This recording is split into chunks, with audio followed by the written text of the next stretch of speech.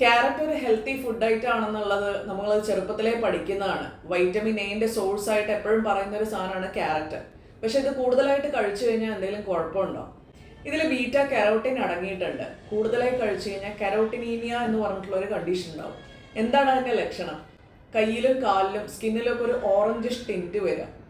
കഴിഞ്ഞ ദിവസം വന്നിരുന്ന ഒരു പേഷ്യൻറ്റ്, ഒരു യങ് മെയിൽ പേഷ്യൻറ്റ്, ഒരു ഹെൽത്തി സ്ട്രീക്കിന്റെ ഭാഗമായിട്ട് ക്യാരറ്റ് ജ്യൂസ് ഡെയിലി 2 നേരം എന്ന് പറഞ്ഞാണ് ആള് ക്യാരറ്റ് ജ്യൂസ് അടിച്ചു കുടിക്കുമായിരുന്നു.